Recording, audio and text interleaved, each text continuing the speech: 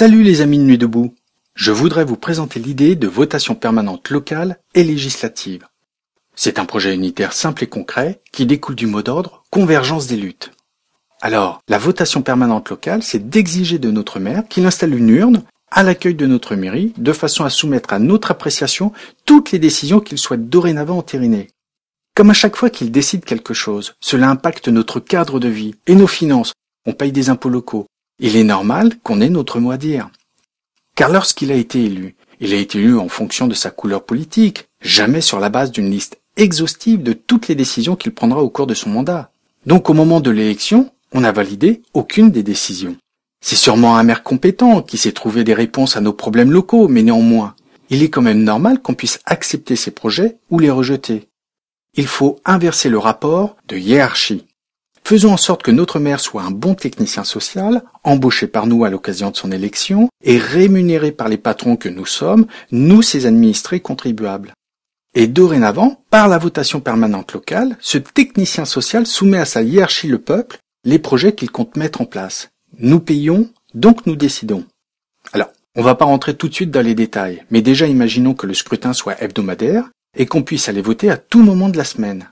Ainsi, pour une demi-heure de notre temps par semaine, le temps d'aller à la mairie, de voter et de revenir, on se réapproprie le pouvoir de valider ou de rejeter tout ce qui ne nous convient pas. Après, c'est au technicien social, le maire ou la maire, de faire du bon boulot et de proposer ce qu'on attend de lui. Sérieusement, cela aurait dû être le cas depuis toujours, depuis la Révolution française. Qui a eu l'idée d'avoir un seigneur et maître, un monarque local au pouvoir absolu pendant 5 ans, pour faire ce qu'il veut de nos vies et de nos finances publiques? La votation permanente locale est la base si on est des citoyens. Sinon, lorsqu'on est soumis au bon vouloir d'un seigneur et maître, c'est qu'on est des esclaves. Et ce projet de votation permanente peut se mettre en place dès aujourd'hui, car il n'y a pas besoin de changer nos institutions, ni de modifier la Constitution. Ça dépend du bon vouloir du maire. Il a le droit d'interroger ses administrés à tout moment. Puis on fait la même chose pour toute décision départementale et régionale. Car là, au niveau de la région, c'est là qu'a dilapidé des sommes folles dans la plus totale obscurité non démocratique. On ne range plus l'urne et toutes les semaines, nous votons sur des projets communaux, départementaux et régionaux. Tous deviennent nos techniciens sociaux qui présentent à leurs patrons, nous les citoyens, ce qu'ils vont faire pour nous et avec notre argent. Alors, c'est sûr, si dans le lot il y a des corrompus ou des mégalos, ça va couiner. C'est même à ça qu'on va les reconnaître. Et une fois cet outil démocratique mis en place, on peut passer à l'application de la votation permanente législative. Là encore, certains vont couiner, car ça se traduit concrètement par la soumission à notre vote de toutes les lois élaborées par l'Assemblée nationale. Comme nous allons devoir nous soumettre à ces lois, il est normal qu'elles soient elles-mêmes soumises à notre appréciation avant. Et encore une fois, on se réapproprie le pouvoir d'entériner ou de rejeter ce que nos techniciens sociaux ont à nous proposer comme projet législatif pour améliorer nos vies. Inverser le rapport hiérarchique, ce n'est que du bon sens. Ils bossent pour nous, et nous le peuple souverain, nous les patrons qui finançons, on accepte leurs projets ou on les rejette. Plus aucune institution ne doit être supérieure à la volonté du peuple souverain.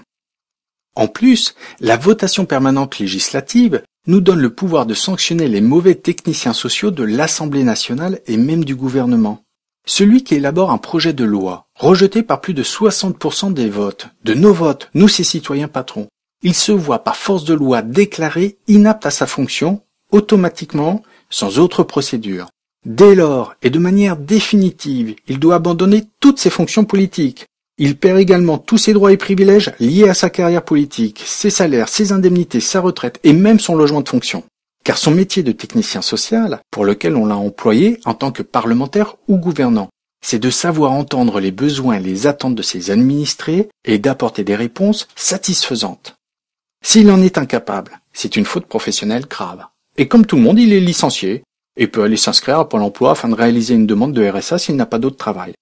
Ainsi, non seulement des idées telles que le projet de loi El Khomri ne pourraient jamais passer, mais en plus, on a l'assurance que personne n'oserait nous présenter un tel torchon sans risquer de perdre sa place. Même ce qui passe en force en utilisant le 49.3 doit être soumis à la votation permanente législative. La votation permanente locale et législative est une réappropriation du pouvoir par les citoyens qui inverse le rapport de force, qui place la volonté populaire au-dessus de toute institution républicaine. C'est ça une démocratie. C'est démos, le peuple en grec, et kratos, le pouvoir. Si on ne vote pas chaque projet, on n'a pas le pouvoir. Avec ce projet de votation permanente, le mouvement Nuit debout peut véritablement s'approprier un projet unitaire qui réponde aux revendications de tous. C'est l'occasion de gagner leur soutien unanime.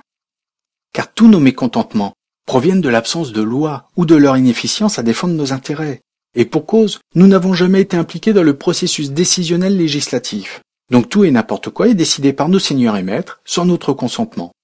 Là, nous détiendrons un pouvoir de validation, de blocage et même de sanction immédiate de nos députés et gouvernants. Et c'est même un projet légitime pour tous les peuples qui sont, comme nous, infantilisés par le monde politique et placés sous la tutelle de décideurs au pouvoir absolu, qu'ils soient électifs ou non. Et quand ces derniers sont incompétents à nous satisfaire, voire quand ils sont corrompus, alors tous les peuples endurent l'injustice et la misère. Il suffit qu'un seul village le fasse pour entraîner les autres dans son élan démocratique. Et ville après ville, nation après nation, le peuple du monde pourra enfin s'affranchir de l'autoritarisme de ses maîtres en devenant un véritable contre-pouvoir. Alors, la toute-puissance des multinationales s'effondrera, la suprématie de la finance sur nos vies s'annihilera, et les guerres de pillage des ressources cesseront enfin. Une nouvelle civilisation émergera alors où régneront la justice sociale et la paix universelle. C'est à portée de main, mon ami, c'est à portée de notre main, aujourd'hui. C'était ma proposition de votation permanente locale et législative. Merci de votre attention.